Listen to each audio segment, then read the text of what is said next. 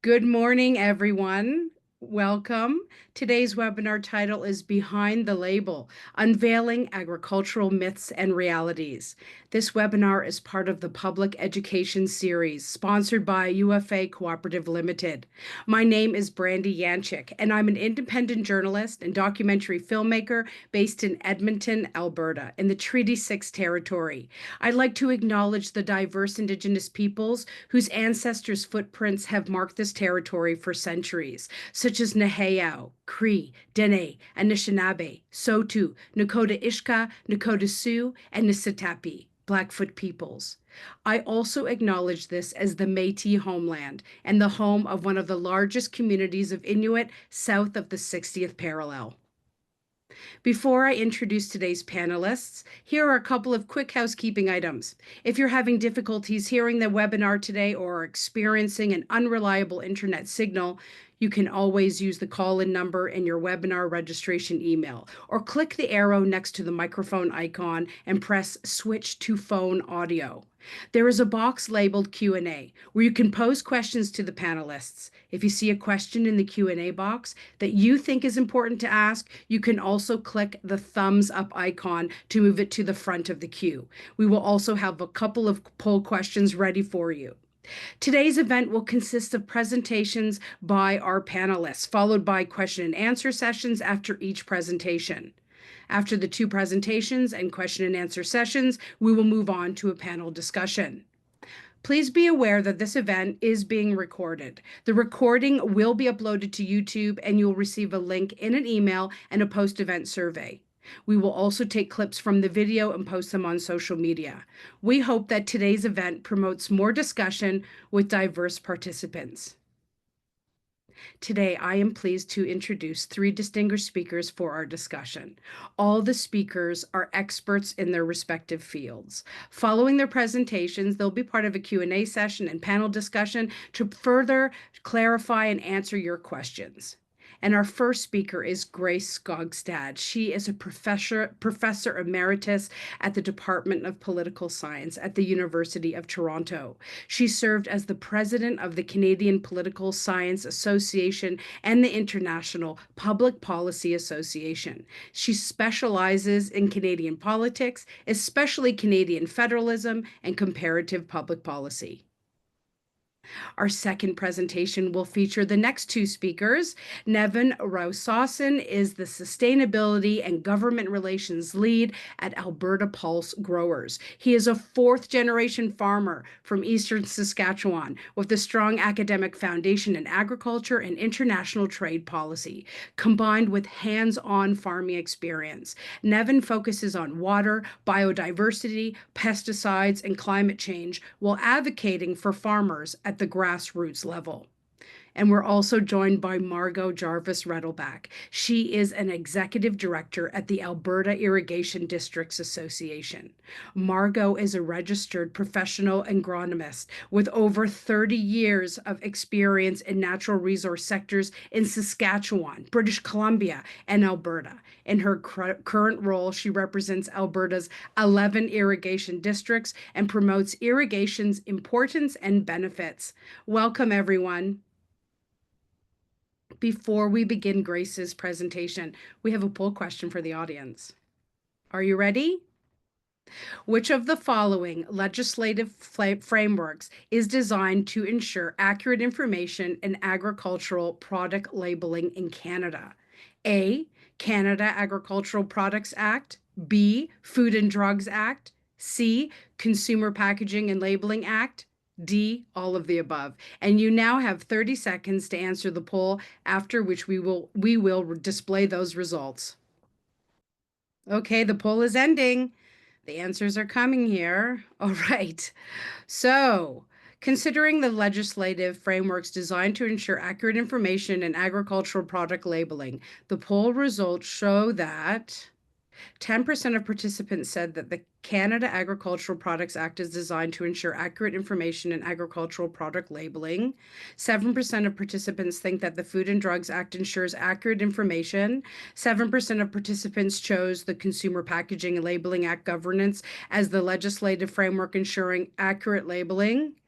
Ooh, and then 76% of participants said all of the above ensures accurate information in agricultural product labeling in Canada. And the answer is D, all of the above. Great work, everybody. I now invite Grace to start her presentation. Now, as you listen to her presentation, please consider some questions you'd like to ask Grace and put them in the Q&A box. In your question, tell us a little bit about yourself. Tell us your name and your location and your profession. Thank you, Grace. Okay, thank you, Brandy. So good morning, everyone. I'm very pleased to be here with you today to offer my thoughts on this very important topic of the role of myths, misinformation, and misconceptions in agricultural policy. What I want to do this morning is to essentially leave you with two takeaways. One is pretty obvious, and that is that they need to be precise about how we use the terms misinformation and myths, and especially the need to be realistic about what we can reasonably expect of science and scientific information as a way to correct misperceptions. I certainly think that scientific and empirically based information can be an antidote to misinformation, but if it's going to be, it has to be trusted. Now, fortunately for Canadians, the vast majority of us do have trust in science and scientists. But where the rub is that what counts as trusted science, that is science that is sufficient and compelling, can differ in other countries and across, political and social cultures. And sometimes that is different from what we use to underpin regulation in Canada. So I want to speak to that, a misconception about what we can expect of science. A second theme of my talk is that there is some merit in exchanging myths and realities about contemporary agricultural practices. And I see this exercise, which I will go through a little bit this morning, as not simply an exercise in misinformation. Rather, I see it as a genuine disagreement, as much of this posting around myths and realities is really a genuine disagreement about the value of different outcomes of contemporary agricultural practices. You can certainly, some of you obviously will not see it as a healthy disagreement, and I will leave that to you to decide. Before I go to my first slide, the second slide in a minute, I also want to point out that I'm not on social media. I've never have been on social media, and therefore I really am not in any position to be able to comment at all on the extent to which social media are a breeding ground and an echo chamber for misinformation about agri-food related matters. There will be others in the audience today, I'm sure, who do engage with social media and will be able to comment on that issue. So could I go to slide 2, please?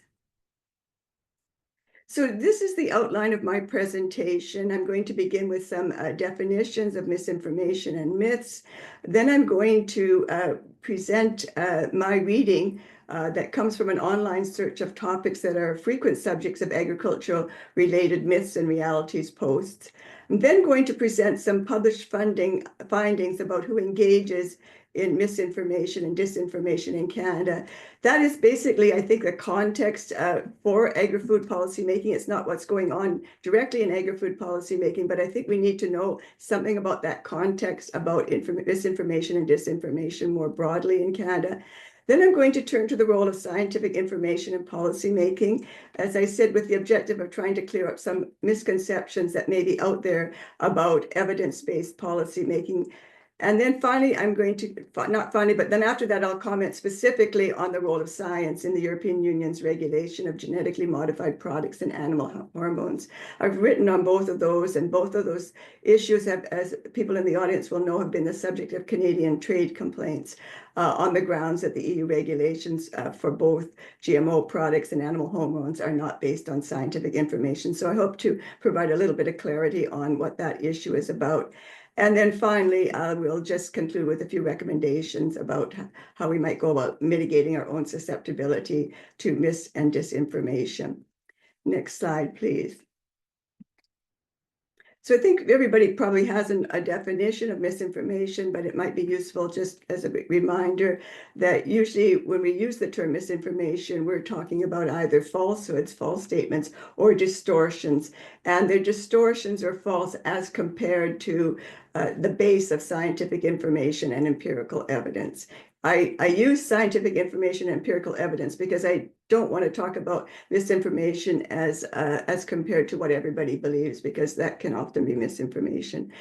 Some of this is clearly fabricated content. It's 100% false, in which case it's just lies. But a lot of this is really slanted or biased information that includes certain facts and omits other facts. And so in that sense, it's misleading. But I think I want to be careful here, not to be careful that it can be easy to accept misleading information unless you really do have some knowledge or some expertise in the subject. It can be, I think all of us can be prone to accepting biased information if we don't really know enough about the topic.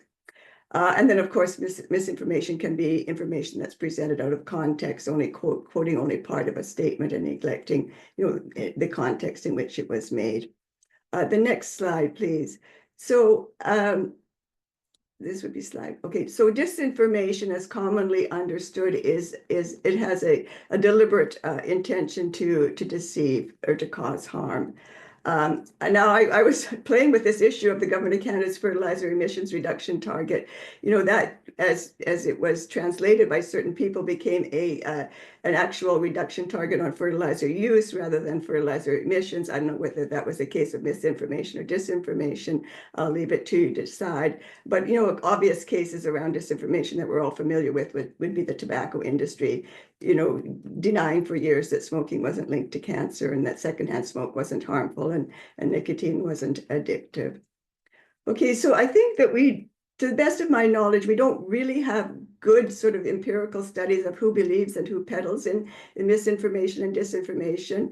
But I think we do have some information now, some good studies about the effects of misinformation on both our faith in democracy and our faith in science. And that's what the next two slides are about. So the next slide, please.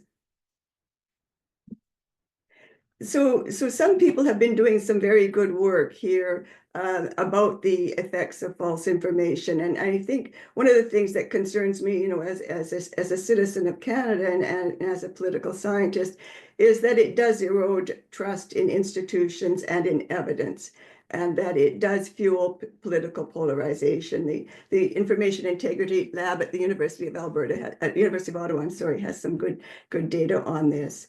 And I think for all people in the agricultural sector as well, I think it is pertinent to know that misinformation about climate change also undermines people's confidence in the scientific consensus around climate change, and then it reduces people's acceptance of the science.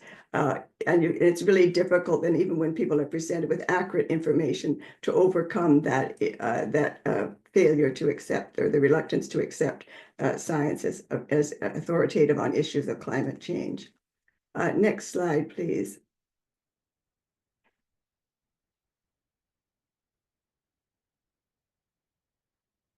Okay, let me just see. Okay.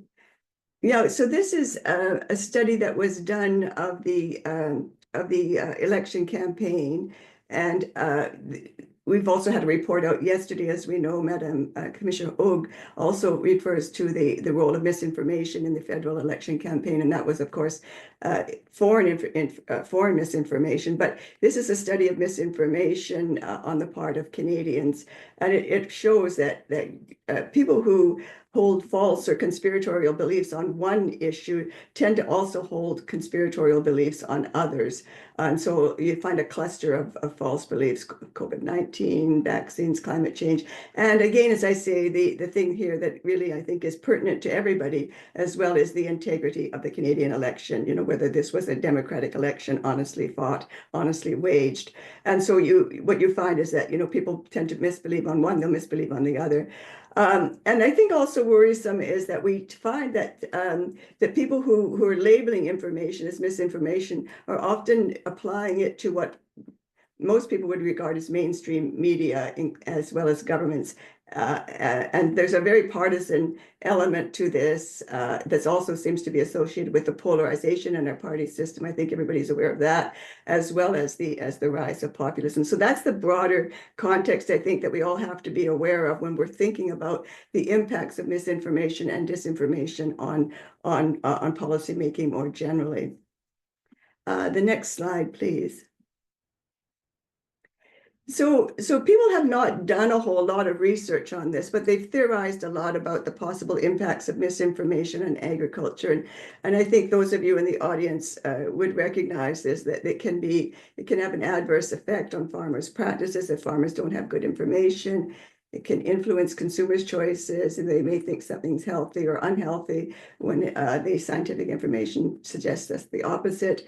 And then ultimately, the way farmers practice agriculture, the way consumers choose is going to affect our overall sustainability of our agriculture and food system. So it will ripple through. And as I mentioned at the start, and as many of you also know, that when you get false information about a certain country's food safety standards or their environmental practices, or how they care about animals or animal welfare practices, those can occasion trade disputes. So the ramifications of misinformation can be considerable. But I would emphasize that I'm not sure that we know as much as we need to know about how this actually works in practice. Okay, now next slide, please. Okay, so I want to distinguish between myths and misinformation, and I'm doing this intentionally. I think that myths are also can also be understood as misinformation and misrepresentation of current states of being, reality, if you want to call it. But I think what I want to emphasize here is both that there's not just a true or false dimension to myths. There is also what I would call a value dimension to myths, and that is they get believed to the extent that there seem to be desirable or undesirable states of being and ways of life, right? So that there is this they embody values. Myths often embody values, and I think it's important to point out that myths have long been part of the agricultural discourse. We can go back to the agrarian myth of the 18th century, is extolled in the U.S. by no one other than Thomas Jefferson, president of the U.S., who this is the notion that the rural life, the farm life, embodied, values that were integral to democracy, honesty, independence, and industry. And so there's the noble yeoman, if you will. Now, that, of course, was at a time when agriculture dominated as the most important sector, and it was seen to be a sort of uniquely important to society. I think, myths kind of sometimes live on, and there are certainly the notion that agriculture is a special sector and that it makes a unique contribution to Canada, I think still has a broad appeal. Okay, next slide, please. So I spent some time sort of looking online, reviewing the subjects of myths and realities, postings, myths and debunking, myths and facts. It's quite a bit of this kind of thing that goes on. It's usually from somebody who has a particular slant on it, and these are the common subjects that come up. Industrial agriculture, whether it's sustainable or not, whether it's needed to feed the planet versus organic agriculture is a more desirable one. And it's a pros and cons basically often, and usually quite often this is slanted. GMOs and biotech, are they safe? Are they good for the environment? Are they based on science, the regulations? Farmers and climate change, I think everybody who's a farmer will know about that debate. Supply management, I think we're all familiar with that debate too. The cost and benefits to farmers, to consumers, the cost and benefits for trade agreements, it also comes up. And then biofuels, the big debate there has also been whether they're sustainable and whether the land use changes that are induced to produce as land is taken to produce fuels rather than food, whether or not, what are the pros and cons of that? So these are very heated debates. They're going on online. They're going on, inside government, that sort of thing. And I think it's important that we look at them a bit more closely. What is the substance of these postings? So that's the subject of the next slide, please. So what I think they are essentially is, they are an exercise in selective information presentation, right? And these myths and myth busting exercises, they present the reality as the viewer sees it. But they're also an evaluation of the merits of these practices for different valued outcomes, like fair treatment of farmers, like goals of food security, like goals of sustainability. And so, as you would expect, many of these posts do draw selective attention to certain facts, and they omit information that would undermine these facts. But I was really pleasantly surprised that some of these posts are really trying to be more balanced. And some of these ones actually come from farm groups, the ones that are trying to be more balanced. I thought, in terms of mentioning the costs and benefits of a practice, and usually say if they mention the sort of like what agriculture's effect would be on climate change, they would point out, okay, well, methane is a problem if it's animal agriculture, but look, this is what we're doing to try to deal with it. So I think, I see these as an exercise then in kind of both in kind of sort of trying to set the reality right, but also in advancing particular models of agriculture that the people who are making the post believe in. Okay, so next slide. Now, let's go now to thinking about scientific information, because I said at the outset that I think there can be some misperceptions, misconceptions about the role that scientific information can play in policymaking. Because if we think there's too much misinformation, then the antidote really ought to be to getting better scientific information underpinning policymaking. It seems to me that would be the antidote. So let's think about what the role of scientific information is in policymaking, because we frequently hear calls for evidence-based, science-based policymaking. And I think it is absolutely the case that, decision makers in Canada and elsewhere do turn to scientific information and evidence to inform, policymaking. But it would also be important to point out that policymakers do trust some sources and evidence more than others, and they'll lean on certain sources and evidence more than others. And it's also the case that science can be uncertain and ambiguous, and that it doesn't always provide a clear guidance about how to deal with the problem. The final thing I think it's important to remember is that the boundaries between accurate information and misinformation can and do change. And I think, we can all think about the latest guidelines around alcohol. It used to be the case that a glass of red wine with your Mediterranean diet was good for your health. And now we're told that, no alcohol is safe. So the science does change. Okay, next slide, please. Okay, so just to continue here, I think when policymakers are making decisions on what is acceptable risk and what's value for money, just to repeat, those decisions are infused as much with value judgments as they are with good scientific information, and they can't really be settled by recourse to experts to arbitrate, okay, which is the right decision. So public policy making, just to repeat, is an exercise in combining scientific evidence and public values. And importantly, what counts as trusted scientific information can vary across contexts and societies. And I think there's a germane example here. The US and Canada in the early 90s were both given the issue of how to regulate the risks arising around that dairy hormone, recombinant bovine growth hormone. And in Canada, we decided that we wouldn't accept it. We wouldn't put it on the market because the people at Health Canada determined that it wasn't safe for the dairy cows, that it was related to mastitis, increase in mastitis. And the US made a different judgment and put it on the market. So even scientists can disagree about the validity and the reliability of the information and come to different conclusions about how you regulate a risk. Okay, the next slide, please.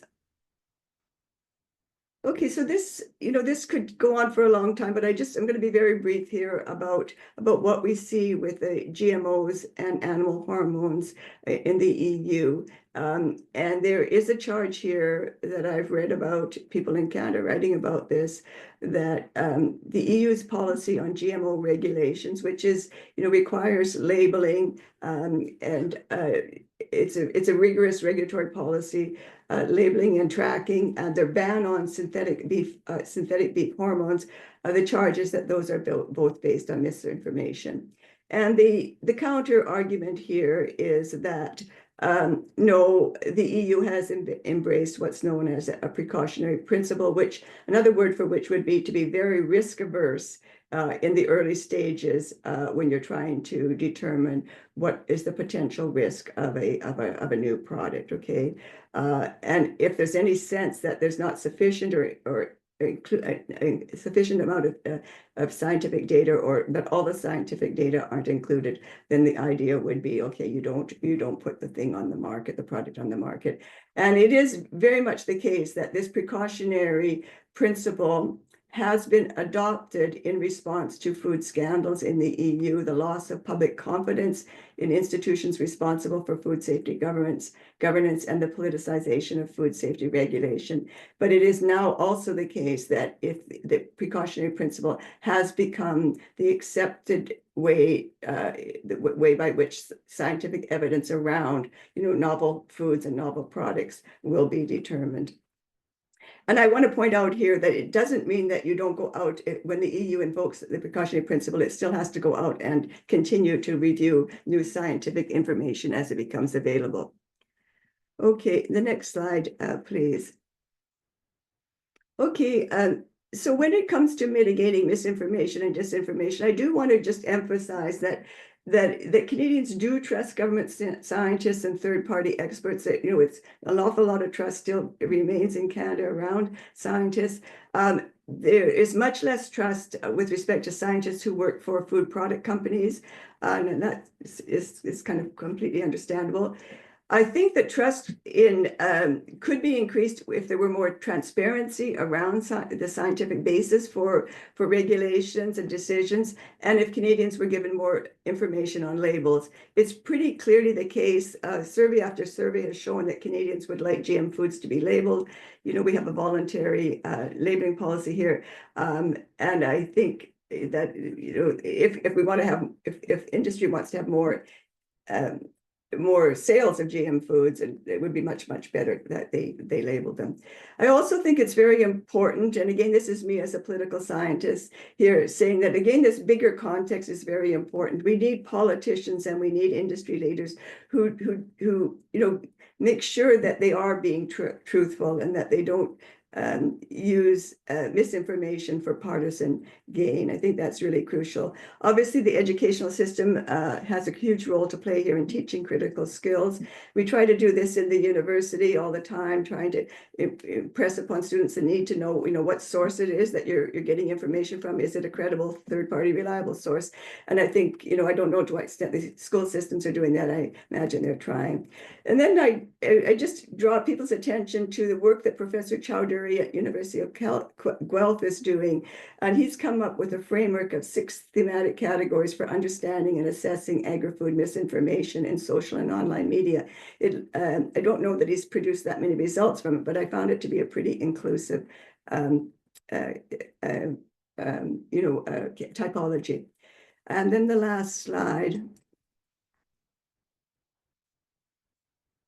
So just to summarize then, again, I would impress upon you that these exercises in myth and myth debunking, or myth and realities, are really as much about reflecting different understandings of the effects of practices of modern agriculture on the values that people have, right?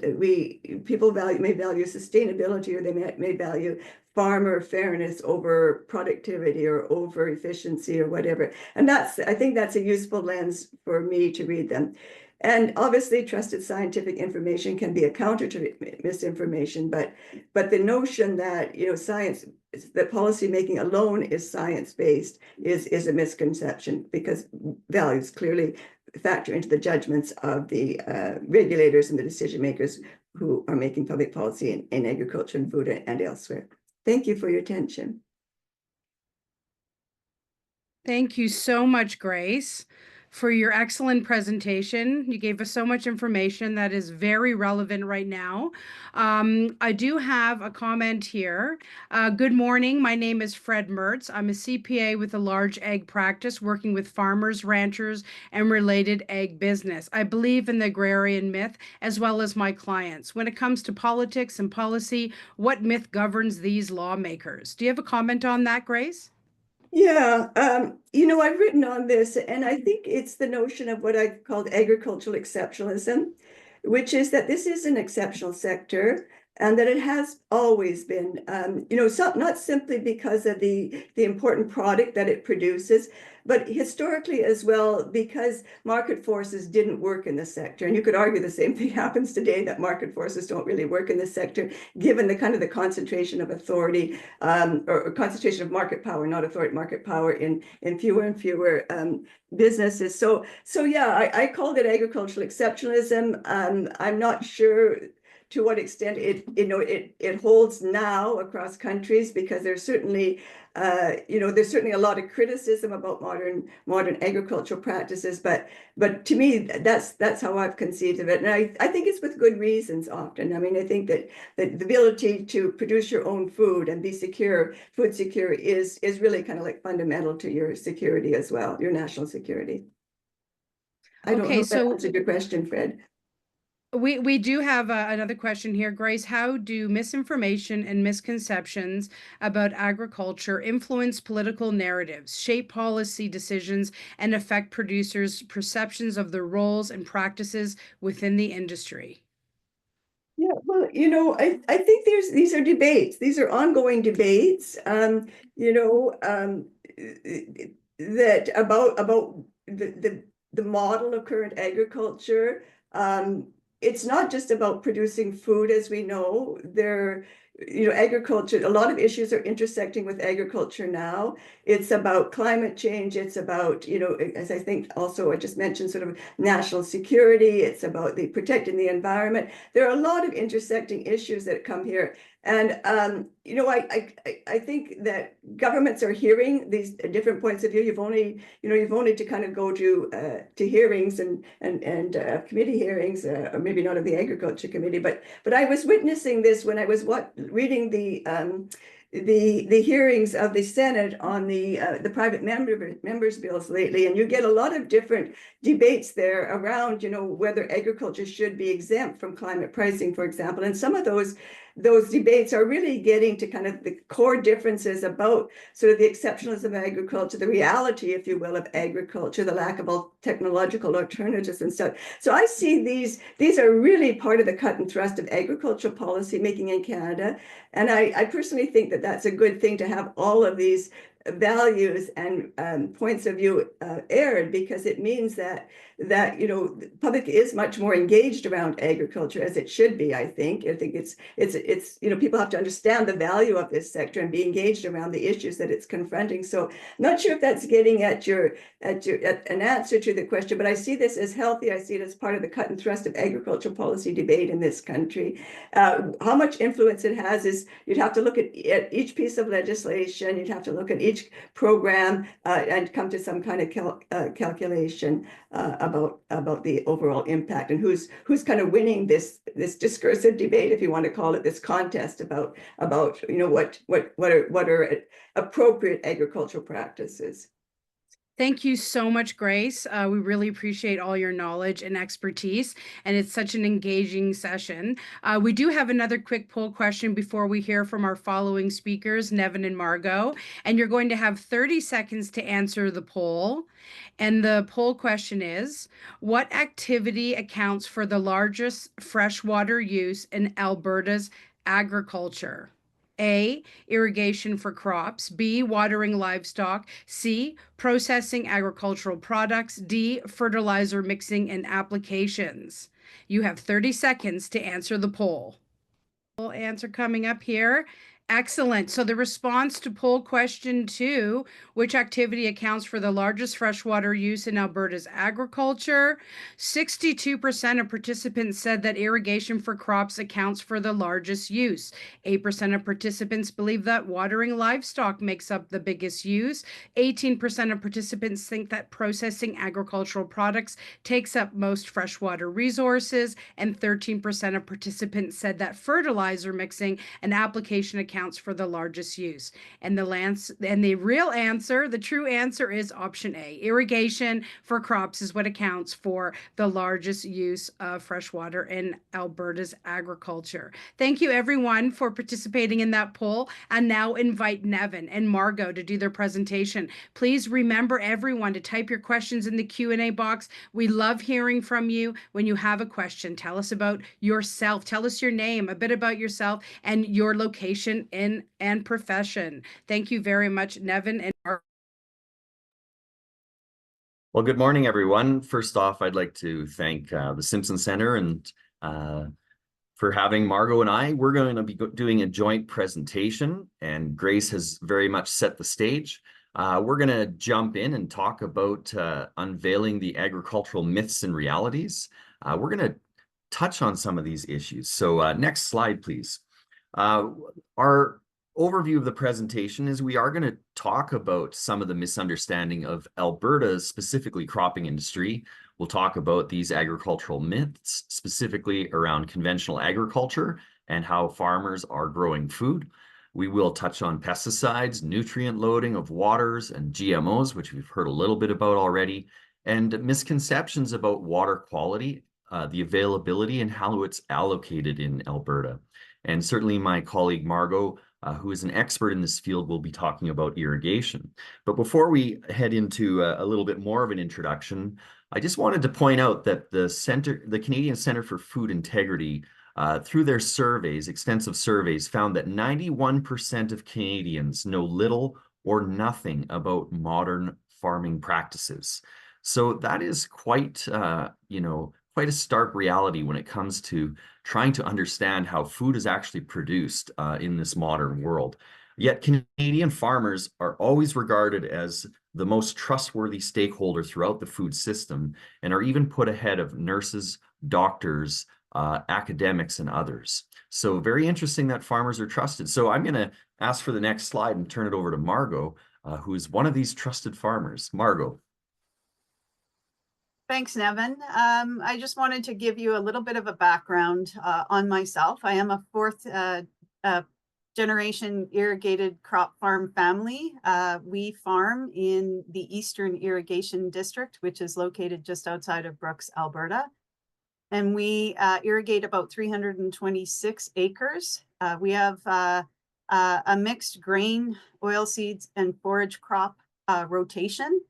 I am also a professional agrologist, and of course, as mentioned, I am the executive director of the Alberta Irrigation Districts Association. Next slide. A little bit about my background. I am also a fourth generation farmer. My brother and I continue to crop about 2,800 acres in eastern Saskatchewan. Since 1997, when I've been directly involved, we've grown 27 different crops. So this is one of those fallacies that farmers might just grow wheat or they might just grow canola or peas. We rotate our crops, as Margo said, and it's really important part of our integrated pest management strategy. So I do have a Bachelor of Science in agronomy, working in the field of agrology. I also do some economics, international trade policy.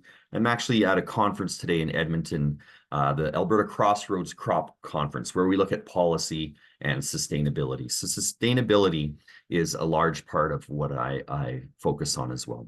Next slide, please. So we want to talk a little bit about Alberta crops' contribution to GDP, and we have some numbers here. What we want you to take away from this slide is that we're not an insignificant industry. In fact, Alberta agriculture, food, and forestry at one point actually had a larger contribution to Alberta's GDP than oil and gas, which is hard to believe. But that being said, we're not insignificant. Next slide, please. Our 5 top export destinations are the United States, which is very concerning given the new administration and the potential application of tariffs on February 1st. You may have heard a lot about China in regards to potential countervailing duties against Canadian canola. Japan is also an important destination, Mexico, Indonesia, and I have to mention one more, which is India. A lot of our yellow peas go to India, and we've been subject to tariffs there as well. So we're a very exposed industry in that when we do have trade spats, it can directly impact the prices that broadacre crop farmers receive. Next slide, please. Okay, Margo here is going to speak to this one. And I want to provide you a little bit of context on irrigation in Alberta. We do have a lot of irrigation that is practiced in Alberta. Over 70% of the total national amount of irrigation is practiced here within Alberta. The large portion of that is practiced in the southern region within our 11 irrigation districts, about 84%, or 1.5 million irrigated acres. That represents only 4.4% of Alberta's cultivated land base.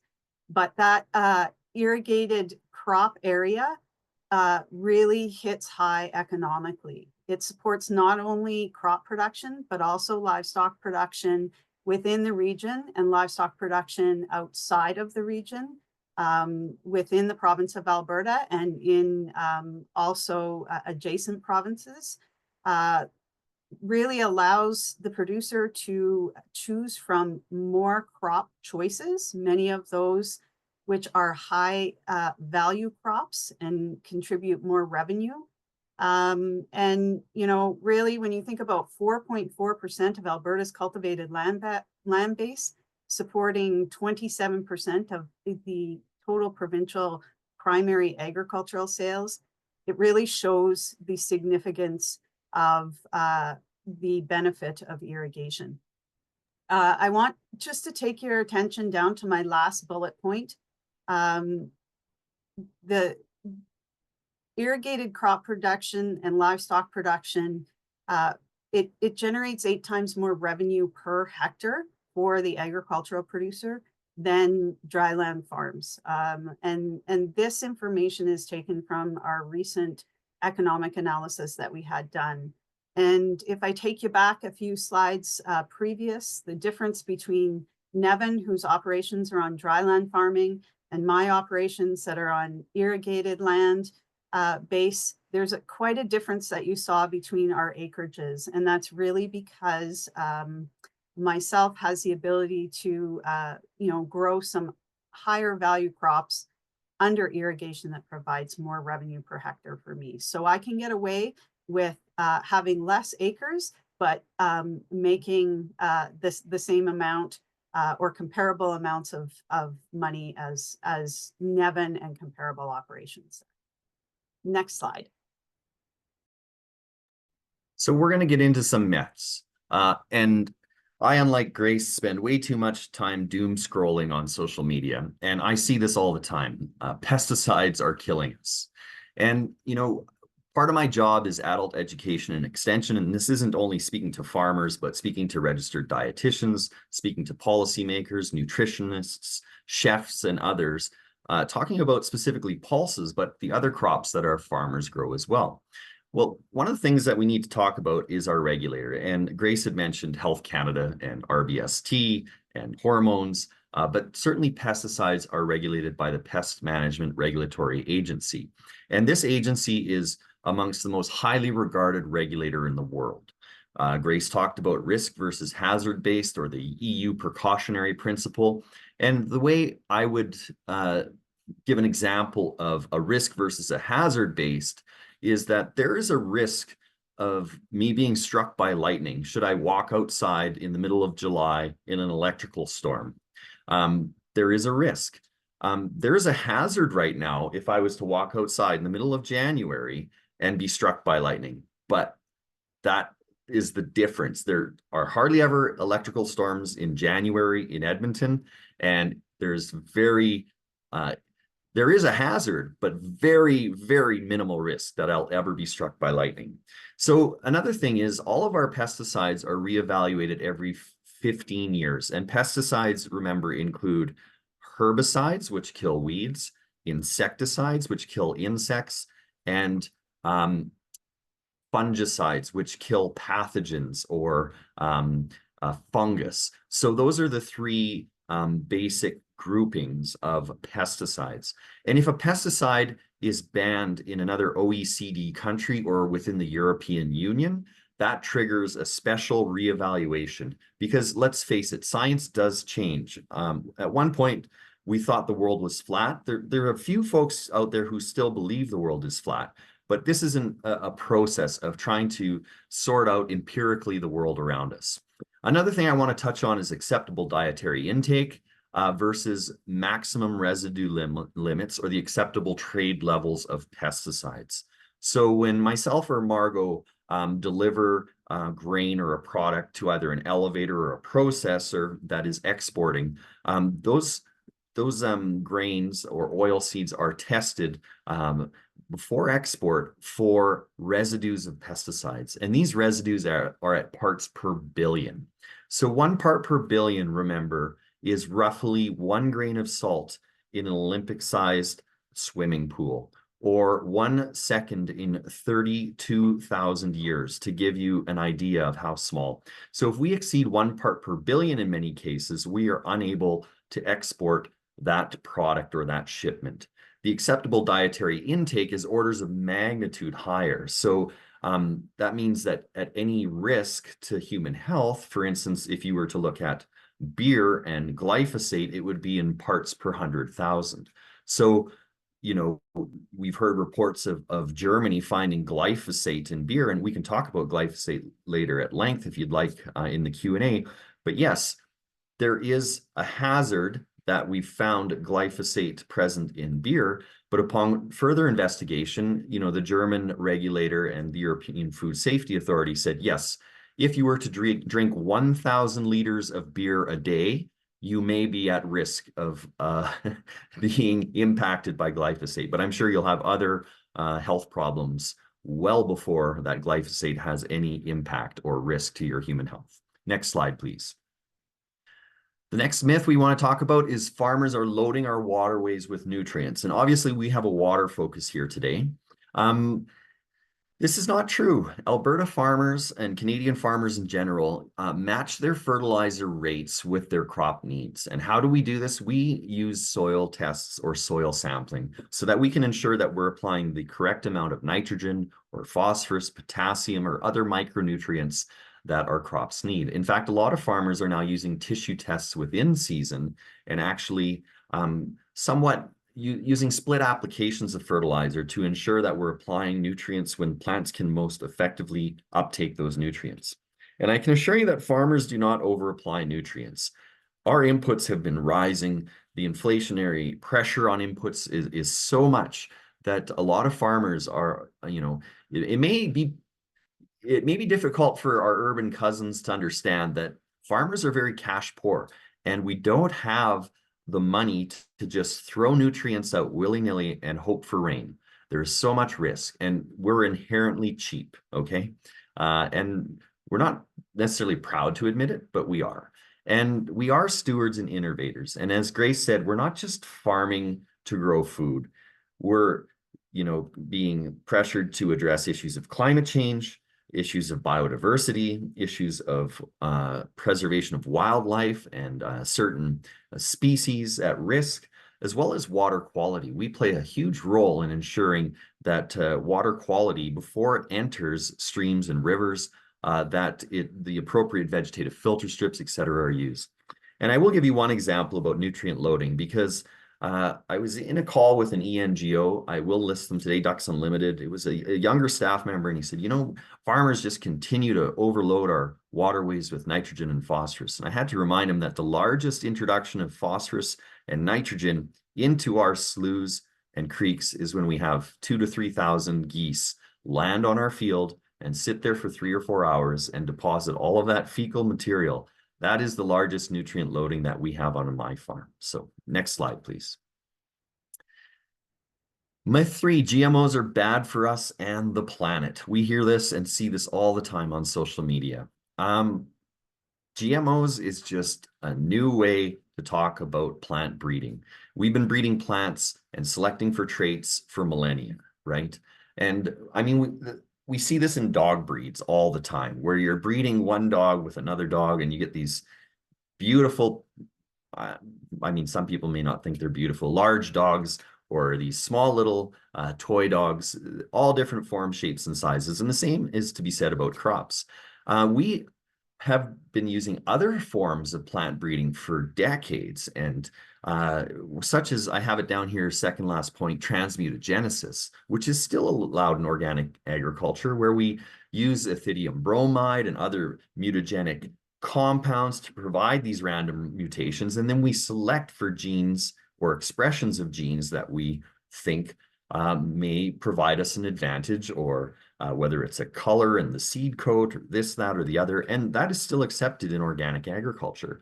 These new forms of plant breeding are a lot more accurate, even when it comes to turning on a gene or an operon, or having a certain gene expressed. mRNA, CRISPR, Cas9, some of the things that allowed us to ramp up the production of COVID vaccines so quickly during the recent pandemic.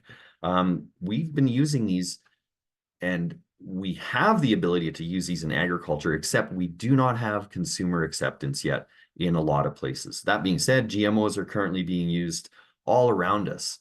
If any of you have family or friends who are diabetic, all of the insulin we're using today is a genetically modified organism. If you enjoy cheeses or wine, a lot of Europeans don't understand this, but a lot of the yeasts used in wine and cheese are also genetically modified. So this is a large risk.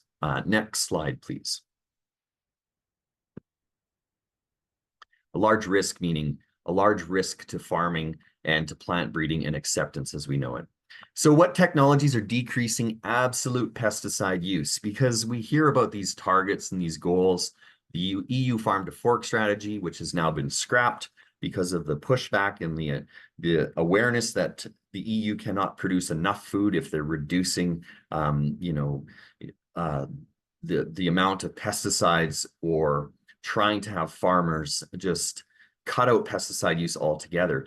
But this is happening. We are actually reducing pesticides. So I'm going to list these and then show you a couple of videos. Green on brown technology. This is using AI and using software to recognize a weed on a green color on brown or soil surface. Even green on green technology, we now have AI that can pick out weeds within crops and turn on a nozzle to spray those weeds. Pulse width modulation, I'm going to show you a video which allows us to change the amount that we're applying based on turn compensation, precision tillage, robots with lasers. This sounds futuristic. This is already happening. We have rice paddies in Japan that are using drones with lasers. And what is the future? I think within 10 years, we're going to see swarms of solar-powered droids and geo-referenced weeds. And I think this is coming to fields near us here in Alberta. Next slide, please. We're going to quickly go through these videos. The first one here is in Brazil. This technology exists in Alberta. We have some larger farmers, some Hutterite colonies that have adopted this. You can see that those nozzles are turning on only when there is a weed present. This has been allowed farmers to cut their application of herbicides from down to less than 15% of what they would have otherwise used. Next slide, please. This video here shows you some precision tillage. We have tried to stop tilling the land because it not only does it help us sequester carbon, it increases soil health by having those soil particles there. So this precision tillage tool only drops when it recognizes a weed, and you can see how it chips it out. And this also helps us address things like herbicide-resistant weeds. Next slide, please. This is the green on green technology. Some really interesting Israeli companies have come up with ways that using algorithms and AI, that every time a software or this machine runs over the field, it can pick out new weeds and share via open source with other farmers what that weed looks like, and then are using certain ways to remove those weeds in fields. Next slide, please. Again, here we have the nozzles turning on and off, and I think it's a really interesting way to show you how this pulse width modulation works. which we're going to show you a little bit when it comes to turn compensation. There you can see the software picking it up and those nozzles turning on and off on these really cool sprayers, which allow us to reduce the absolute amount of pesticides being used and applied within the environment. Next slide. Pulse width modulation. Next slide, please. What this is really cool is it allows you to use sectional control. So you can see the red marks on the left hand of the slide. That would be where you would overlap if you were coming in. Pretend you're mowing your lawn. You know that your lawnmower travels over certain areas twice. This allows us, by individually turning on each nozzle, to reduce the amount of overlap that we have on our crops, which make sure that we have good crop quality, but also reduces the amount of pesticides applied. Next slide, please. It also allows us, you can see when you're turning, we're over applying on the inside towards the inner side of that bagel or donut, and on the outside, we're under applying. So next slide. With turn compensation, it can increase the amount that's applied as you're turning and decrease it on the inside to make sure that you have even application. Next slide. All right, one more. Here's a robot that's autonomous with that pulse width modulation and the green on brown technology. So these are little robots that can be deployed, and they're really cool. And this is one out of Australia. Next slide. And the last video I think I have here is, might be delayed a little bit. This one here is actually removing weeds out of lettuce. And these are some lasers. You can see them turning on and off, and that those weeds are absolutely getting smoked. So no herbicide, no pesticide needed here at all. Next slide. The point of showing you this is that these technologies already exist. Some of them are already being employed and implemented, but one of the technologies that is greatly adopted, over 80% of the acres in Alberta, is no-till agriculture, which means not tilling, not turning the soil to kill weeds. This has greatly increased the resilience of our soils, our soil health, our water use efficiency, all of these things. It's been a huge success story, not only here in Alberta and the Western prairies, but also in Australia. Next slide. I wanted to talk about one other thing, and this is specifically about a project we ran in Alberta for 3 years, looking at sampling and water stewardship around all of our wetlands. We sampled 21 wetlands, and here we have what is appropriate guidance on how to protect the water quality within our water bodies. I don't want to get into it. I want to make sure Margo has time. So next slide. I will say that in all of our sampling of over 574 water samples, we did detect certain pesticides, but we did not have a single exceedance above a Pest Management Regulatory Agency aquatic life reference value. What does that mean? At no time did we see any concentrations that pose any risk to aquatic invertebrates, plants, or other species that we are meant to protect. So farmers are being good stewards of the land, and they are protecting our water and sensitive habitats. Next slide. Okay, I'm cognizant that we may be a little short on time, so I am going to run through these pretty quick, but I want to leave some time for questions. So I'm going to talk about just a few misconceptions around irrigation in Alberta. The first misconception is that Alberta irrigation uses groundwater as a water source, and our 11 districts source their water for their irrigators from 4 main source rivers: the St. Mary Valley Waterton Complex, the Old Man, Gros Ventre Creek, which is near the Cypress Hills, and the Bow River. In Alberta, there's actually only about 3.8% of all total provincial water license allocations that are sourced from groundwater sources, and that includes all uses in addition to a very limited amount of irrigation purpose there. Next slide, please. The second misconception that I want to address is the one around the fact that irrigation districts have large senior water license allocations and that they use all of their late allocations every year. In fact, districts have many varied licenses. Some are large, some are senior, some are smaller, some are junior. It is important to understand that large volumes may be required by irrigators and irrigation districts in high demand years. And that happens when water supply is available in the source rivers. Irrigation districts do manage their diversions, both in average years and drought years. Last year, you will have seen that there was some pretty significant water sharing that was going on among irrigation districts and other licensed users in the South Saskatchewan River Basin. That was an exceptional circumstance, but I can say that in an average year, when we do have pretty good water supply, districts are constantly managing diversions, cutting back to ensure that all license holders on their particular river system have access to the water that is required by them. I also want to point out that over irrigating on the part of the producer does not maximize yield and quantity, nor does it promote good soil health. And so our irrigators are really looking at optimizing the amount of moisture provided to the soil profile and ultimately the crop so that they can maximize their yield and quality.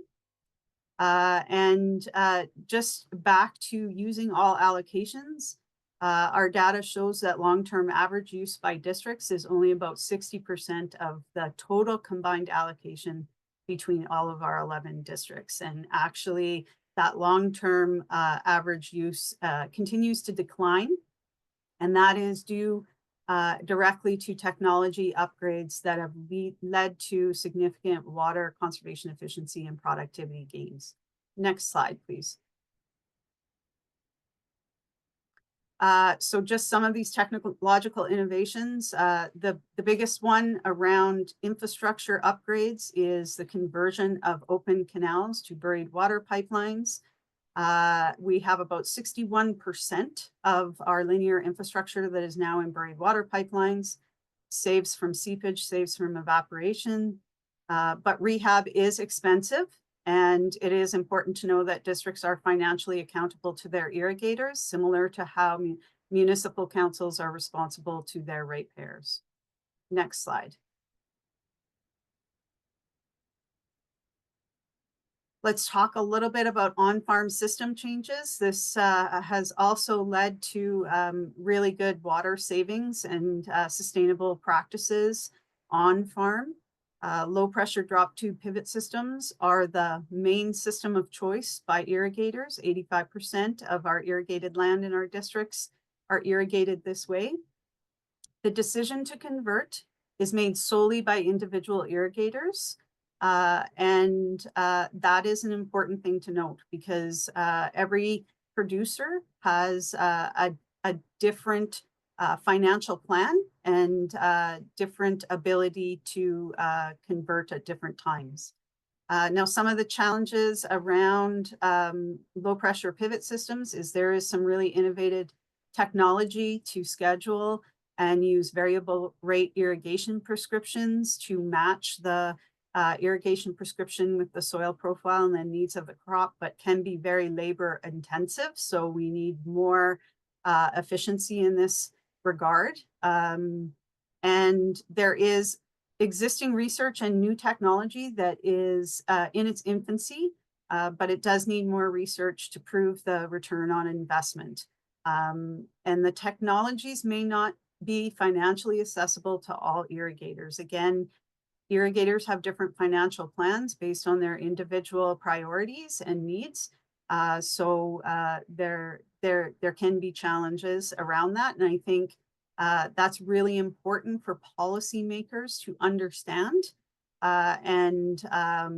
When they are developing policy, to give some recognition to the fact that all agricultural producers have different financial plans and different abilities to implement any innovative technologies. Next slide, please. So I hope that Margo and I, as well as Grace, have been able to I guess, impart on the audience today that it's important to get ag policy right. I mean, we have an agrarian view that farmers are out there with the idyllic red barn, not only with a set values, but that they're there only to produce food. I hope that you've realized that there are modern day technologies. I mean, now I spend a lot of time upgrading software, working on global positioning systems, sectional control, other things like that. This isn't your typical great-grandfather's approach to growing food. But I think it's also important to recognize that farmers, even though they're such an important part of the agricultural economy, they represent less than 2% of the vote in Canada. So they don't have a lot of impact in regards to who is in, whether it's an MP, et cetera. We represent 1 in 8 jobs in Canada, agriculture and agri-food. And we're severely misunderstood by not only the public, but certainly by our politicians as well. We are truly the renewable economy. And that being said, ag policy, it is so important to get it right. And I love one of these quotes by an ag economist out of the University of Washington. It's similar to pouring the footings for a new building. If you don't get it right, it takes a lot of chipping to fix it. And that's because once ag policy is set, it's really hard to make changes to it or to reverse things that have been put in motion. So that being said, I want to thank you for your time. Margo and I really appreciate the opportunity to be here today to chat with you, and we'll turn it back over to Brandy. Thank you so much, Nevin and Margo, for your excellent presentation. And it really makes us realize that farmers are changing with the times. This is fascinating, and we are learning so much from you. We're going to move to our question and answer session. And the first question I have, Margo and Nevin, is for both of you. What strategies can policymakers use to effectively communicate the science-backed practices of Alberta farmers, such as soil and tissue testing, to address public misconceptions about nutrient management and environmental impact? Do you want to go for that first, Margo? I'm going to defer that question to Nevin because I think it's a little bit more in his scope of practice. Nevin, if you wouldn't mind. Sure, no problem, Margo. And I think if I understood the question directly, what can policymakers do? I think this is probably more about what can farmers, agronomists, and other folks like myself who work for commissions do. And that's, we need to tell our story. I mean, policymakers, I don't think it falls on their shoulders to communicate what are the current practices of agriculture, but it certainly is their responsibility to understand how food is being produced, what new technologies are being used, how water is allocated, what is the role of irrigation specifically in this province as we roll into the debate and the discussions about water and looking at a water framework. So I think for policymakers, it's important that, you get out to a farm, you see how things are done, you talk to farmers, you engage with them, you ask them questions. Farmers love having folks out to ride on equipment with them. I mean, I was here talking to an MLA yesterday. She was riding along with a farmer for 4 hours. She said, he taught me how to engage the GPS on the combine and sat there and lobbied me for 4 hours and told me about how I was getting everything wrong. So I think for policymakers, it's not your job to tell the story, but it is your job to ask the questions. Okay, so I have a question for you here, Nevin. It's Fred again. Technology is great. The cost is greater. How can we get more uptake for precision farming without having to buy land, which is unavailable for most producers? Yeah, great question, Fred. Technology is expensive. So to retrofit a high-profile sprayer with that green on brown technology is about $250,000. So to go to that software that can turn your nozzle on and off when it sees a weed, equipment costs a lot. The technology for the bleeding edge producers, it costs a lot to adopt those new technologies. But over time, the costs come down. And I mean, we always have the smaller farms like myself at 2,800 acres that we crop, where 10, 15 years out, we'll buy the sectional control technology on a seeder, et cetera. Cost of land is going up, cost of all other inputs. But I mean, some of the greatest technologies that were adopted on broadacre crop farms was just GPS and auto steer. So just the efficiencies of not overlapping on a 30-foot seeder, and being able to address operator fatigue, but being straight every time, had a huge savings in regard to fuel, etc. So some of these technologies, we're not going to see a huge penetration in regards to acres that have adopted green on brown or green on green technology in the next 2 to 3 years, but it's going to start. And farmers start to look over the fence at their neighbors, the ones who are progressive, and they see the gains that they have in productivity, in time saving, in fuel efficiency, and word of mouth, but also at some of the field days at our applied research associations across Alberta. This is where farmers learn about these new technologies, and certainly when they take out their pencils, and trust me, farmers have some pretty sharp pencils, they'll do their budgeting and figure out if it works for their operation.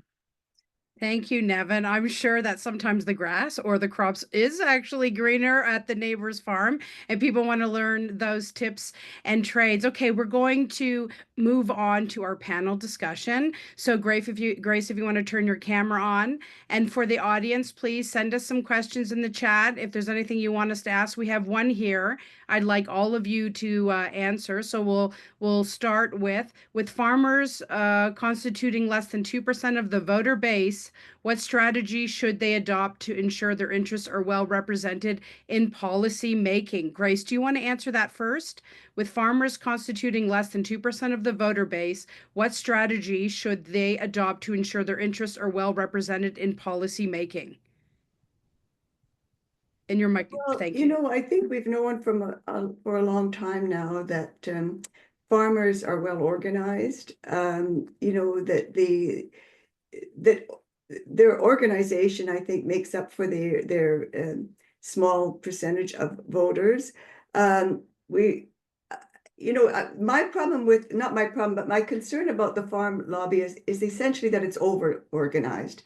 It would be ideal, I think, for the farmers themselves if they actually had a better way of organizing under one umbrella. What we see are, a plurality of organizations representing all of the commodities. And then you've got two national, the Canadian Federation of Agriculture, you've got the National Farmers Union. I think the problem here, it seems to me, is that the farm organizations don't all speak with one voice. I mean, Government of Canada was engaged in trying to devise a sustainable agricultural strategy.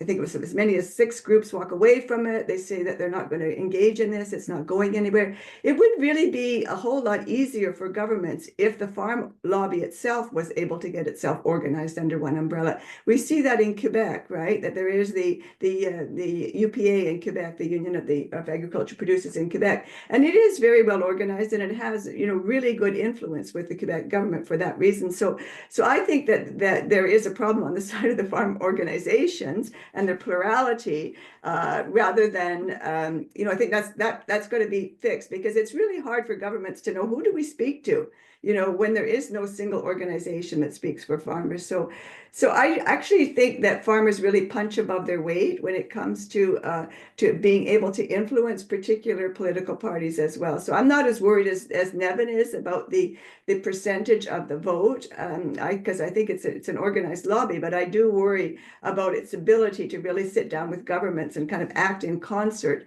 to produce policy for the agriculture sector. And how do you feel about this, Margo? Yeah, I maybe have a bit of a different view.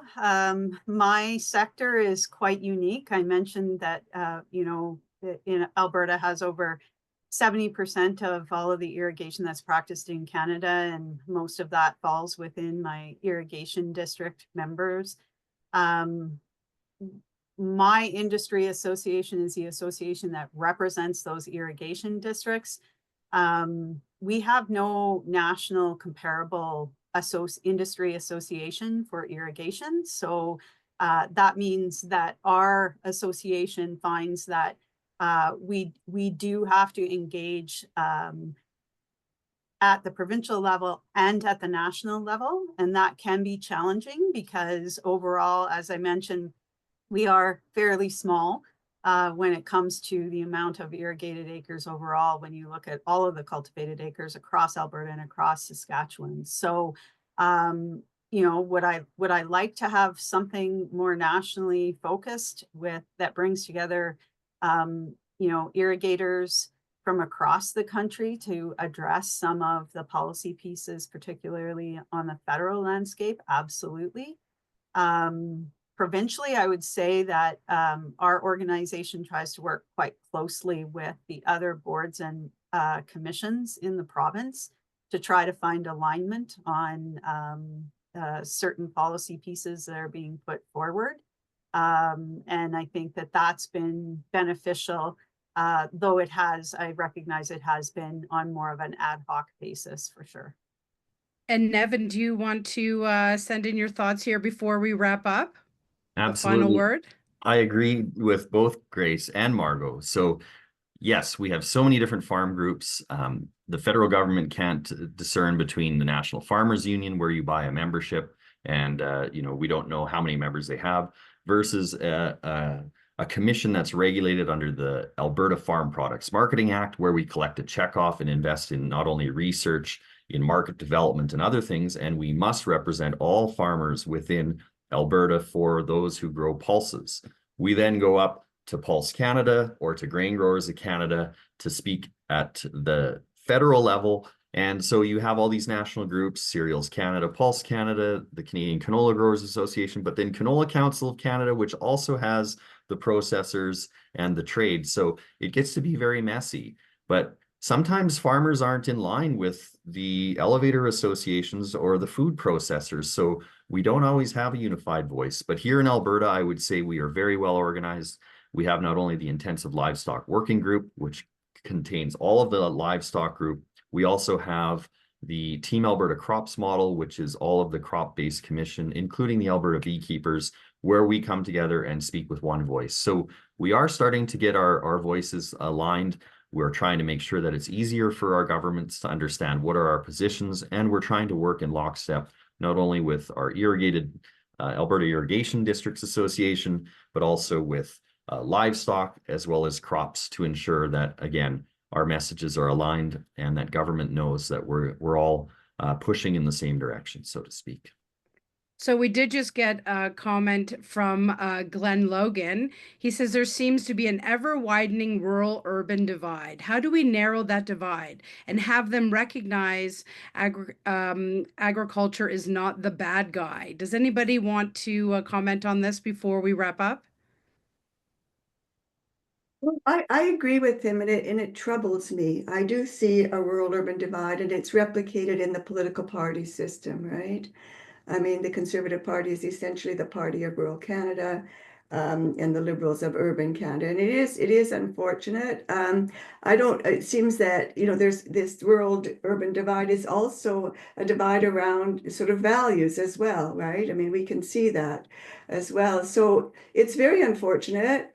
You know, as a Canadian, and as an Albertan, I grew up in the province, you know, I really worry about it, because it does take, you know, the federal system is in part here to blame as well, right? Because, you know, provincial governments have an awful lot of power, and it sometimes can be in their interest to promote the interests of their province rather than the national interests, and to the extent that rural areas tend to be overrepresented in provincial elections, it also feeds into that sort of rural-urban divide. So it is very worrisome. I think it's going to take really incredible leadership. I don't think we have it at the moment to be able to bridge those rural-urban tensions.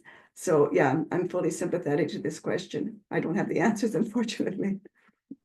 Well, thank you everyone for your time and for your knowledge today, Grace, Nevin, and Margo. It's been wonderful. We've learned a lot. I think we could keep chatting for hours. And to our participants, you will receive a post-event survey. So please go to the simpsoncenter.ca website, subscribe to hear more about upcoming events, and receive our monthly newsletter for information on research about Canadian food production. Thank you very much for joining us today. Thank you, everyone. Bye.